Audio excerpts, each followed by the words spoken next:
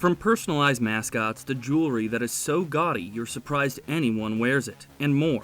Join me as I reveal to you 10 stupidly expensive things NBA players don't talk about.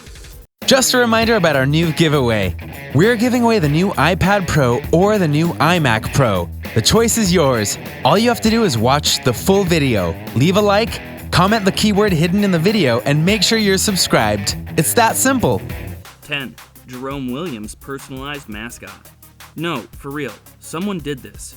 Jerome Williams was beloved by the fans in Detroit, Toronto, Chicago, and New York for his hustle and hard play. While in Detroit, he had his own cheering section, website, and his own personalized mascot, which looked like a, you guessed it, junkyard dog. The great thing about it was that it made appearances in schools and hospitals to reach out to young children and teens. The bad thing about it was that it was a mascot of a junkyard dog, which someone spent actual money on. His intentions were good, so this is more superfluous than actually dumb. But then again, think of the arrogance of this. He didn't just get a special jersey for himself or had his cheering section do something special when he made a bucket or whatever. No, he got a personalized mascot just for him. Hey, Africa, Rwanda, we're shooting for peace. Dog fans. I know that may not sound like the darkest thing ever, and again, it was used for charity, but still. 9. An ATM in a house. I can't even with this one, I'm sorry. Deshaun Stevenson is most known for his beef with LeBron James. You know LeBron, right? He's on the Lakers currently and is still one of the best players in the league.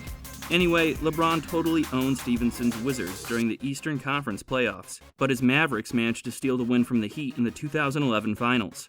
Stevenson played a minor role in stopping James, yet Stevenson wasn't even on the Mavericks a year later.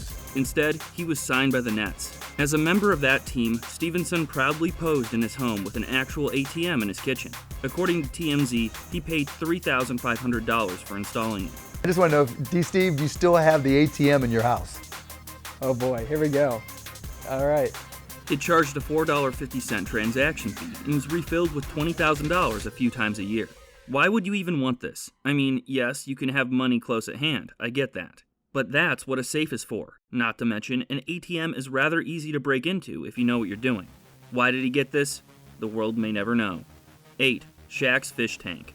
Commercials, he's in movies, and he's an athlete. Oh, Shaquille O'Neal, baby. During his impressive basketball career, Shaq made around $292 million just from team contracts. It's estimated that his overall earnings were close to $700 million. Shaq was not only one of the most dominant players in league history, but also one of the most entertaining. It started in Orlando with the Magic, when he was a force to be reckoned with. And then he went to LA and got 3 titles with Kobe Bryant. Went to the Heat to get a title for D. Wade, and then moved from team to team until he retired, having fun and being awesome the whole way. Shaq was a big guy, which explains why he fused 2 cars into one to comfortably fit his 7'1", 300-pound frame. What can't be explained is his insistence on putting fish tanks in bizarre places. Because he liked to listen to his music really loud in his car, the fish in his car aquarium, yes, you read correctly, were dead before O'Neal arrived to the arena. He also has a custom aquarium built into a semi-truck frame. I mean, it is Shaq. He is known for going big with what he does, even if that does cost him in the end. R.I.P. fish. 7. The yacht. From an odd desire for fish tanks to a yacht that is much more than it seems. Meet Latrell Sprewell. Latrell Sprewell was one of the most explosive shooting guards and small forwards during his time in the NBA. He was instrumental to the success of the New York Knicks and Minnesota Timberwolves. He made over $100 million during his playing career, but could have made over $120 if he didn't turn down his final contract with the Timberwolves. The $21 million they offered him for 3 years of his service was turned down by Sprewell, who explained that he had a family to feed.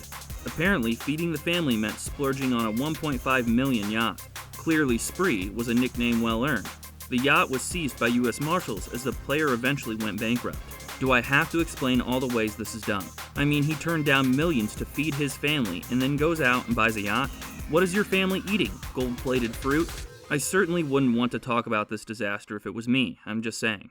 6. Personal. Batcave. I know this is dumb objectively, but I want one. Who doesn't love Batman?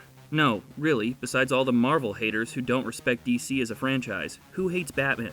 Apart from having the best villains, I'll fight you on this, don't try me, he's a dark, deep, and interesting character. Danny Granger decided to show his devotion to the Dark Knight in a very peculiar way.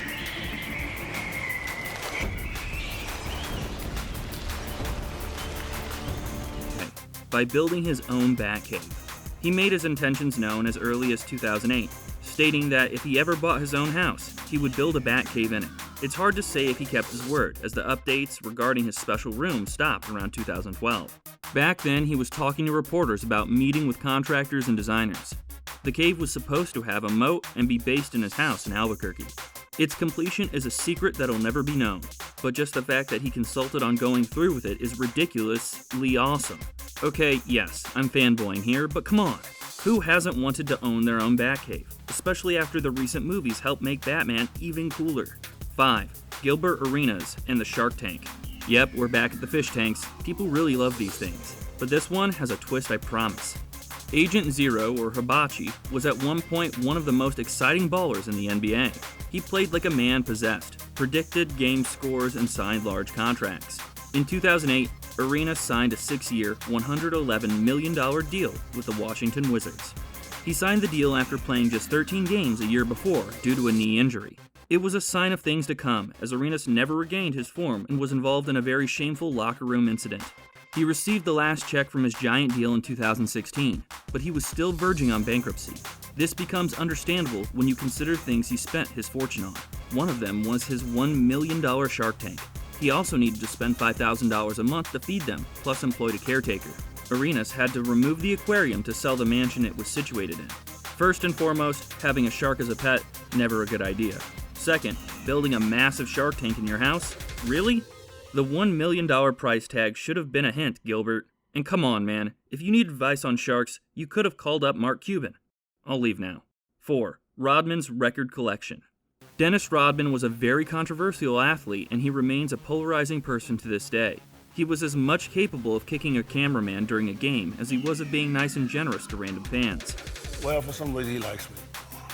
I'm being honest, he likes me, and I think the fact that people don't really understand the fact. The fact that he considers Kim Jong-un to be a regular person paints him as either extremely emphatic or extremely stupid. And if we're being honest, it's probably a bit of both. The fact that he's gone bankrupt despite earning $50 million on team contracts alone makes him definitely not the best person when it comes to handling money. Part of it was lost on the purchase of his $8 million mansion. Apparently, 2/3 of the mansion was filled with Rodman's enormous record collection. The man said that he would rather lose his kidneys than his albums, which shows he really loves his music. This was before MP3 files and streaming, so we can understand his large collection. Plus, you can bet that one way or the other, those records are valuable, especially if they're in good condition, which with Rodman is about 50-50 at best. 3. Private jeweler. I'm sure we all know some people who seem to have this, and one NBA star definitely did for reasons unknown to all. J.R. Smith is a goofball, but one of the easy-to-love kind. J.R. is also a respectful shooting guard, a streaky scorer, who when he's on, can lift his team with his three-point shooting. When he's not riding on his motorized scooter or inviting fans to take a bike ride with him, J.R. Smith also likes to splash cash. Back with the Knicks, he was reported to own a jewelry company close to $50,000. It was only because the issue went public that the world learned about his ugly Black Jesus piece. TMZ, a jewelry company called Lemmerman's, filed a lawsuit against Smith, saying he ordered a ton of jewelry. Jesus' face was surprisingly similar to that of JR himself. It was also worth $25,000. Yeah, that's not exactly kosher now, is it? Plus, I mean, really? Modeling yourself in jewelry to kind of look like Jesus? Did you really think that would go well, JR? You know what? I don't want to know. 2. A room for sneakers. When it comes to both players of the NBA and fans of the NBA, there's no doubt that having the best sneakers is imperative. And when you have the money, collecting sneakers is just as important. If you look at various ballers like Chris Paul and more, you'll see they have a lot of sneakers. But for former NBA star Joe Johnson, he has so many, he can fill up a literal room. It's impossible to know how many sneakers he has in the room, but it's clearly over 1,000. Only JJ can enter the room, as it has a fingerprint security system. The room is set to keep special temperature, good for preserving the shoe's materials. It also has a bed if Johnson wants to take a nap there, which he sometimes does. I really love the ones. I love the Jordan ones, probably because you can wear them with anything. I guess the man really loves his shoes. 1. The big bed. When you're about to sleep, one of the things you absolutely want is a comfortable bed. So, despite the price that it may cost, you'll understand a person wanting a big bed to sleep in, right? As long as it's comfortable. Al Jefferson took this to the next level though. The man is 6'10", and he spent $23,000 on a bed that is way bigger than him. How big? 10 by 12 feet. Why would you ever want a bed that size? I don't care how big you are, that is too dang big. So what do you think? What do you think of these purchases by NBA players that are definitely better off in the not talked about column of life? Which of these do you think is the most ridiculous? Let me know in the comments below, be sure to subscribe, and I'll see you next time on the channel.